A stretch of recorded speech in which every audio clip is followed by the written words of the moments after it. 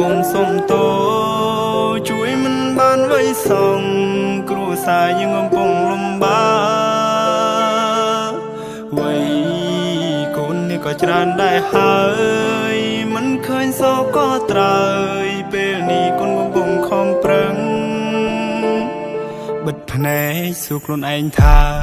ឯណាទៅផ្លេចខ្ញុំត្រូវដើរសុទ្ធតែជ្រោះមិនក៏គ្មានកម្មយន្តដើរមួយណែសសិទ្ធត្រូវហើយមួយណែជាខ្លើពេលខ្ញុំដើរផ្លូវខុសគេបែរជាសរសើរគេមិនចង់ឃើញខ្ញុំប្រសើរមើលមុខមើលមាត់ណាស់មិនរាប់គេជាខ្លើពេលខ្លះក៏រាប់ខុសដូចជាពាក្យចាស់លោកបានប្រដៅស្គាល់មុខតែមិនអាចស្គាល់ចិនបា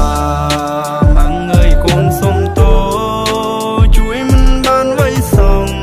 គ្រួសារយើងកំពុងលំបាកវ័យ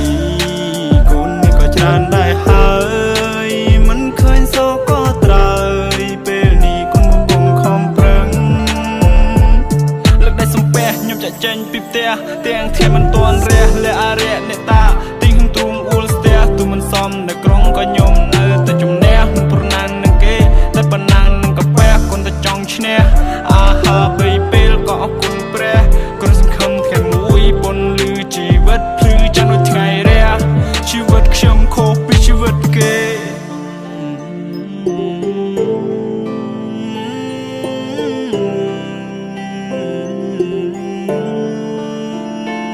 ជីវិតខ្ញុំខុសពីជីវិតគេគ្មានសៅរ៍អាទិត្យរវល់រហូតមានពេលទំនេរខ្ញុំប្រឹងប៉ុណ្ណឹងហើយរឿងនេះមើលមិនឃើញទេបើខ្ញុំនៅតែក្រសុំកុំនិយាយបាត់ទេប្រឹងហើយក៏គេងមិនគ្រប់ធ្វើការតាំងពីព្រឹករហូតទល់ព្រលប់បើខ្ញុំមិនប្រឹងទេសុទ្ធតែបានអង្គមកពីណាខ្ញុំយកមកហូបជោគនេះហើយជាជីវិតនេះក្របិទភ្នែកបើកភ្នែកមានខ្លះចេញមកដើរវែកញែកថានេះក្រនចេញចោកចិត្តទៅការគិតទៅពីដេកខ្ញុំប្រឹងមុខខ្ញុំមិនឡើងស្លេកបែបពងវាយសាច់កាយចត់ទៅជួក់ឆ្នាំពេកខ្ញុំមិនយល់អ្នកក្រគួរអីហាត់អ្វីអ្នកចង់បំពល់ចង់ប្រាប់តែអ្នកថាខ្ញុំក៏ចង់មានតែមិនតន់អំណោយផលវាស្នាខ្ញុំតបាយម៉ាំងអើយកូនសុំតោជួយមិនបានไว้សោះគ្រួសារយើងកំពុងលំបាកវ័យកូននេះក៏ច្រើនដែរហើយមិនឃើញសោកក៏ត្រើយពេលនេះកូនកំពុងខំប្រឹងរាត្រីខ្ញុំជក់បារៃអង្គុយសិនអស់ខ្លួនឯងខ្ញុំចេះតែគិតពីនេះពីនោះខួរក្បាលនេះគិតចង់ហុយផ្សាយហើយផ្លូវជីវិតរញ៉េរញ៉ៃត្រឡប់ទៅលិនដល់ឡើងវែងពេលដែលធំវិញសំពីច្រើនណាស់ខុសកាលពីក្មេងស៊ីបាយហើយរត់ទៅលេងមិនដែលជាខ្វល់ឲ្យគិតគូពីរឿងអីផ្សេង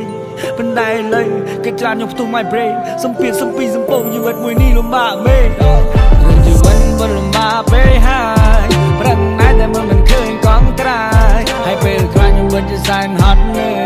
ហើយពេលខ្លាចខ្ញុំមិនជាសែនហត់នៅរត់ទៅមនុស្សយើងមានជីវិតមួយដូចតែគ្នា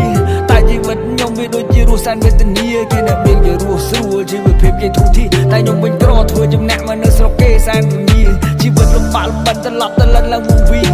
ព្រោះតែក្រពេករៀនមិនចប់ទី12គ្មានចំណេះគ្មានជំនាញមានតែធ្វើជាកូលីញើហូលឡើងសាវរីអូទៅដូរយកលុយទិញបាយស៊ីបើសិនយើងនៅតែអន់នៅគ្មានឯណាគេខ្វល់ទេទាំងមកមិនសូវប្រៃវិសាដូចជាទៅទិនទេគេតែញមើលរំលោភមិនឲ្យតម្លៃលើយើងទេក៏ព្រោះតែយើងនេះក្រយ៉ាងណាមិនចោះចំណោមគេអ្នកមានកូនទាំងធ្វើលោកកាន់តែចាស់ដែរហើយតែកូននៅលើដើររំមិនឃើញក៏ត្រើយសង្ឃឹមតែថ្ងៃណាមួយពួកយើងនឹងបានធូរស្បើយកូនពិតមិនចង់ឃើញលោកត្រូវលំបាកទៀតឡើយរឿងជីវិតពិតលំបាកពេកហើយប្រឹងណាស់តែមិនឃើញកងត្រាយហើយពេលខ្លាចខ្ញុំមិនជាសែនហត់នឿយហើយពេលខ្លាចខ្ញុំមិនជាសែនហត់នឿយ